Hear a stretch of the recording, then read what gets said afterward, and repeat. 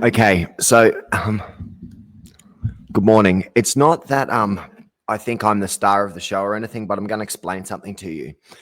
How much experience around closed circuit television do you think David MacMillan has? If you're from Caloundra, how much experience around CCTV do you have? Right? How much?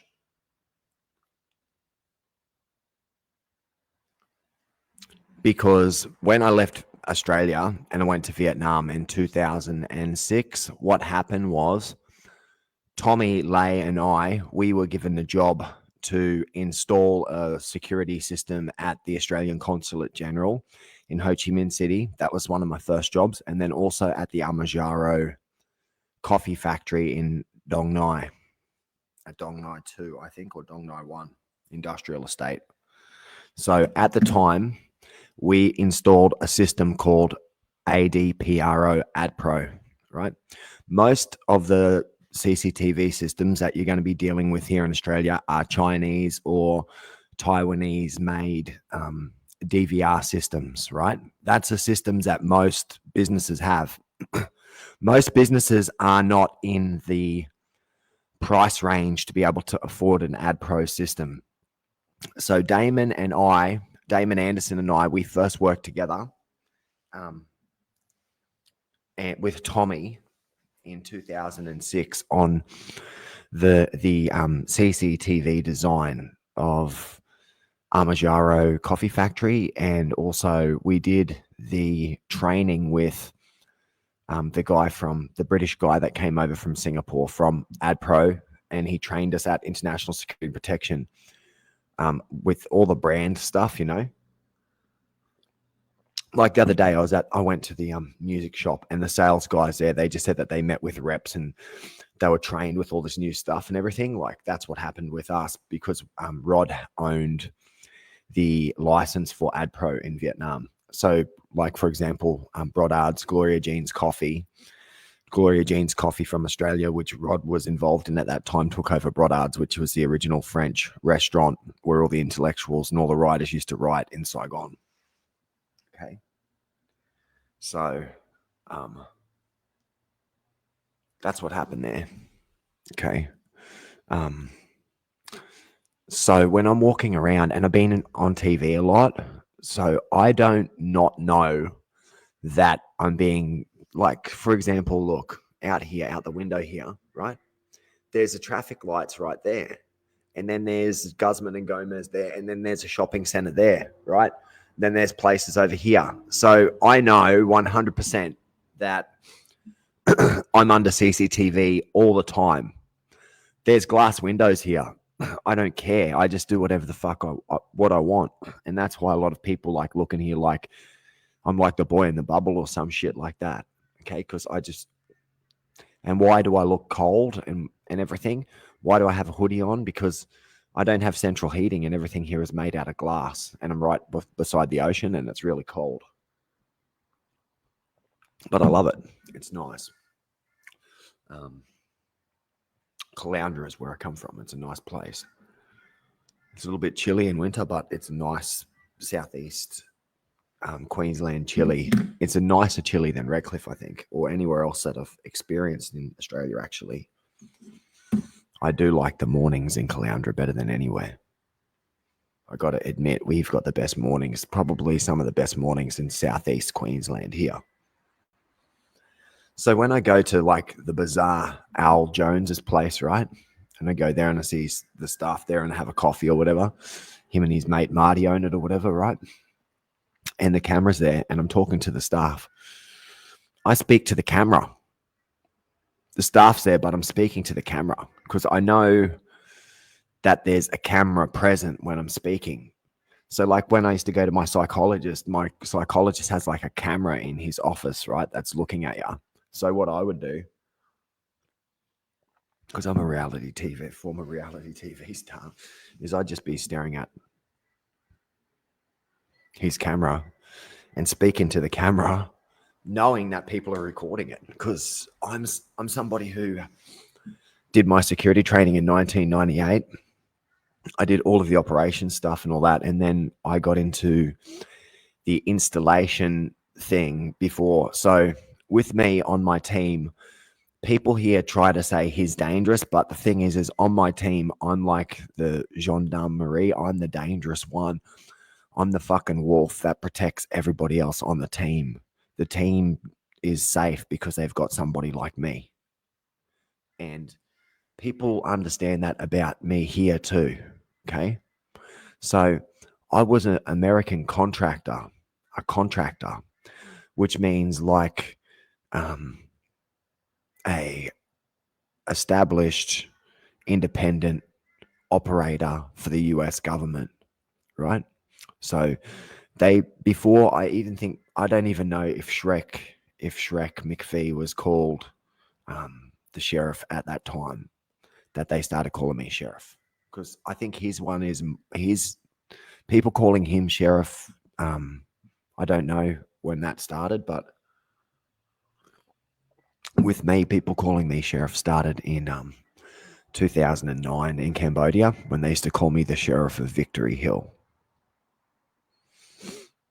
Okay, so I've studied a lot about weapons, okay, because my friend was beaten to death on the beach in Cambodia when he was asleep.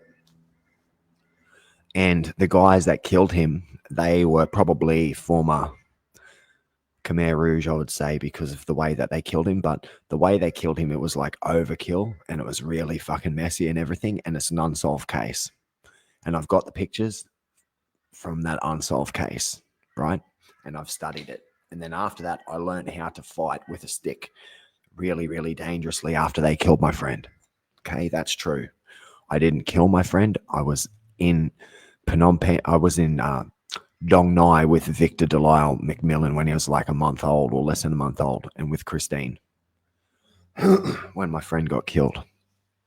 But I assessed how he was killed and how other people had been murdered by the gang over there of locals that are involved in drugs, that left their flip-flops behind and stuff and broken pieces of wood. Okay, they're locals. They're all local druggos that beat up somebody that was dealing drugs. So Jerry was somebody who was normal, and then he got in trouble, and then he went to jail in Thailand, and then he got fucked up. Got into drugs, came back to Cambodia, he was fucked. But I've been running like, these guys are always, they're like the private, right? So I'm used to being like 2-star general, access to the system, running it from a 2-star general kind of perspective, like running the security, setting it up for the 2-star general type of thing, or setting it up for all of the command inside there. So when the people in the Caloundra police station are sitting in there, and then they're using their system against me and their CCTV systems and all this type of shit, thinking that what they're doing is surveilling me. It's like Truman Show. Dave MacMillan knows you're watching all the time, because Dave MacMillan has more experience with closed circuit television than you do, because he was tasked with installing it for international security and protection. Okay.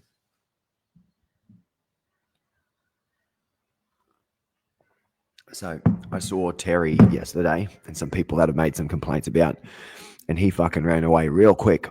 But this is the thing. These guys have been running around saying that I'm gay.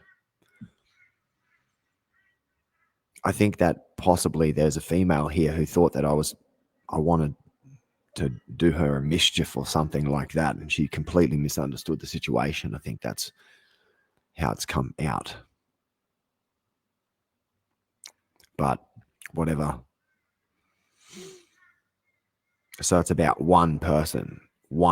It's about one person, but everybody else is jumping in the middle. But then the one person's fucked everything up. So whatever. So all I can do is just work on songs and stuff and do my thing. So nowadays they try to stop you. Like, you go to KFC, man. Baxter, he's a dude, man. The guy there.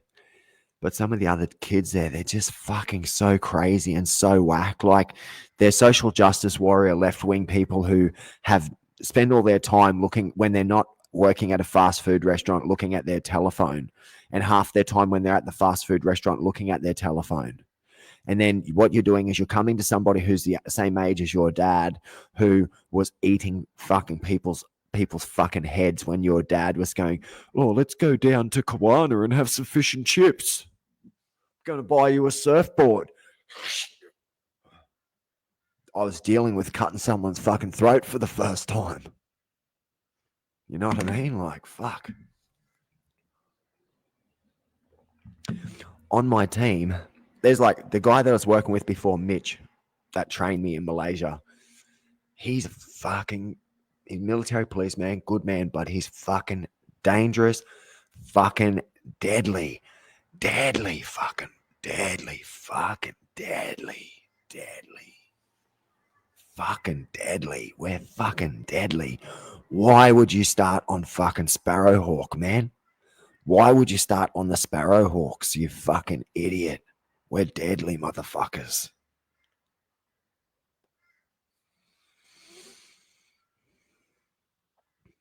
Right? So my boss before, all the guys that trained me, my boss is in the Ukraine.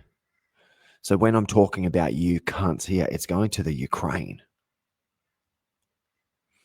What's my boss doing in the Ukraine? He's not there shooting people and blowing people up. He's doing what I told you cunts that I would be prepared to do.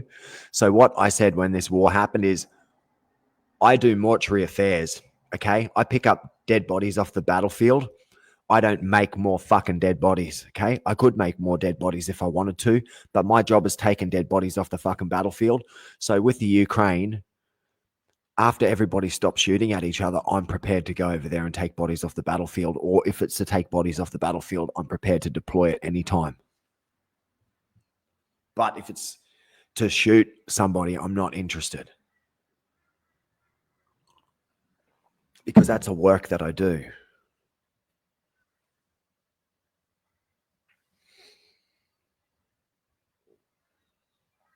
So it's not like, so I worked in intelligence, and as Alex Cook can tell you, in like the District of Columbia or in Washington, there's a lot of people that work in intelligence, but they just like work behind a computer or something like that.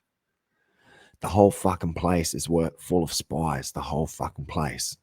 So these guys think that spying is like you using your social position to extract information, to elicit information from somebody and then report it up the chain to the police.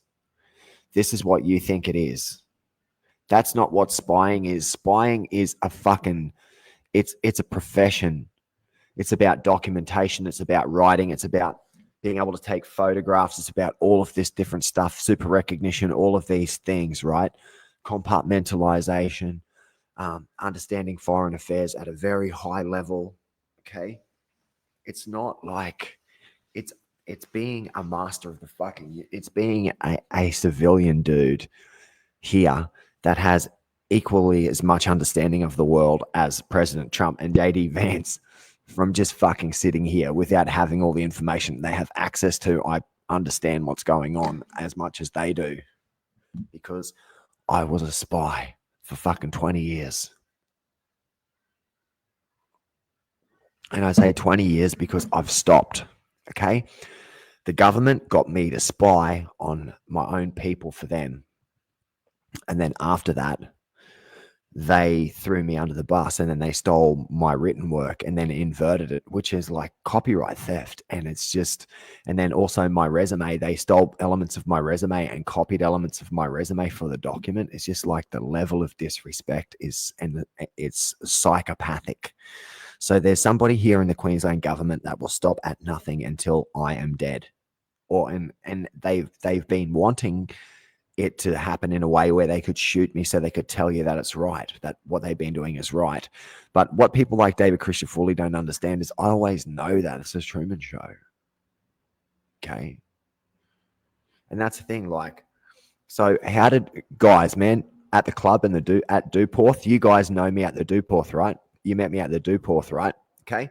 At the club, I'm talking about people that go to the club, like the young people and everything, and also the staff and also everybody else, right? The security and all those guys. You know me from the Dewporth, right?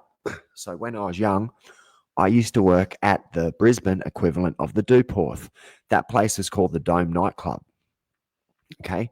I knew this guy at the Dome nightclub, this cool Asian guy, like Rob Skelton's like family and all that type of stuff, like the Asian dudes, the Filipinos and stuff that are all dressed cool and everything and go around everything fucking clicky with everybody. And that dude is the guy that got me the job in Vietnam. Okay. I'd been in Vietnam seeing my dad, but then Tommy found out I was in Vietnam and then we reunited and then he got me the job with Rod through my dad and everything. But Tommy was a guy that I met at the club when I was going through my clicky period. And all these guys, like there's all these guys in the Liberal Party in Queensland that know me from the Scarred Hope days. Okay. So I'm not spying on my country. My country is, they don't have the amount of perspective that I have and they don't see things the way I see things. So I left Australia. I essentially died. Okay. And then the Australia that existed when I was around no longer existed. But that Australia in many ways was superior. Okay. The way that things are now, we have to make things have to be made fair without the approach. But that was my thing before. I was trying to be kind. Now I'm just writing an album about everything, just throwing myself at it. So the best thing about people, like he's writing about women, he's writing about love and all this. The best thing about songs, right, and about music and everything is that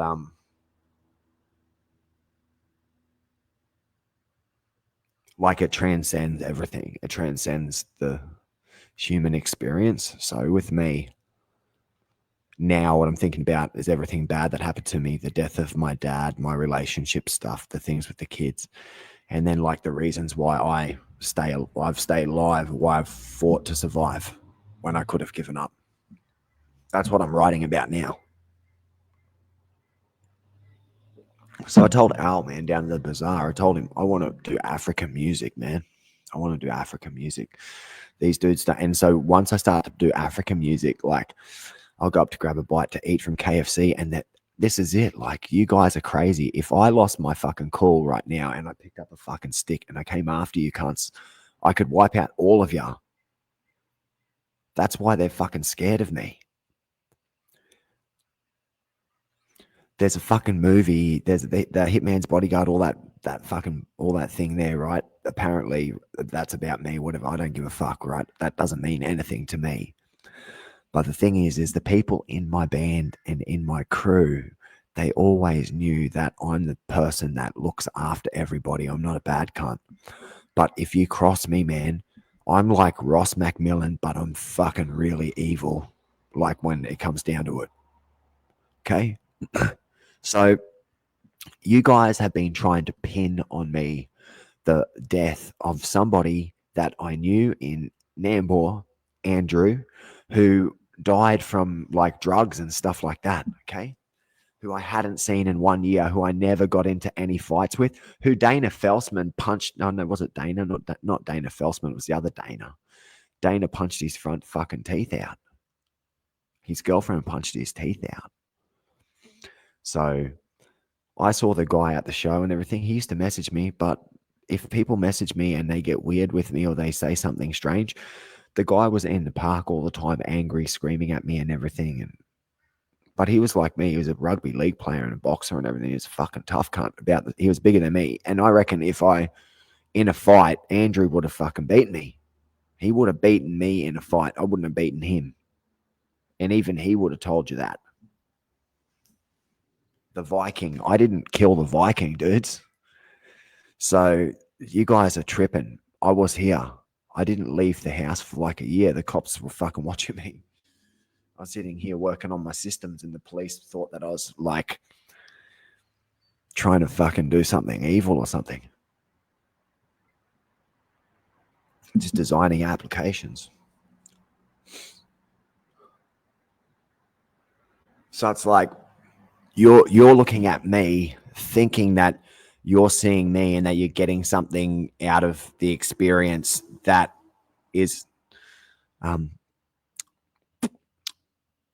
illuminating you with an insight into my character, which you can use to weaponize and to, I mean, do you have any experience with profiling? I think if they have experience with profiling, they've already proven that they're not really good at it. Right, because they've been acting since I've got back. So, I mean, I'm not going to throw the Queensland Police in any more trouble by explaining proactive policing or publishing their fucking tactics any more than I already have. But the most important thing that you have to understand is that I was running operations out of like a police station in Ho Chi Minh City from when I was 25. Now I'm nearly 40. I'll be 45 in March. 20 fucking years. Okay, so 15 years of a good life, and then 5 years in enemy territory as considered a hostile combatant for being an Australian that doesn't eat out of the Liberal National Party or the ALP's ass or the fucking One Nation's ass. They want to demolish the tribes here, and what I've done is I've shown them how to unite together. They want to fucking push them away from the tribes, right? They don't want to work out a way of making business within the tribes. So David Christoforli took responsibility of my work in front of all of the people. He was up in Townsville. He didn't know, right? So I'm going to end this on I'm going to play this demo. So I suppose, yeah, this is for Infamy. Infamy, Mussolini, backroom cokehead crisis. Infamy, Mussolini, spaghetti bullshit artist.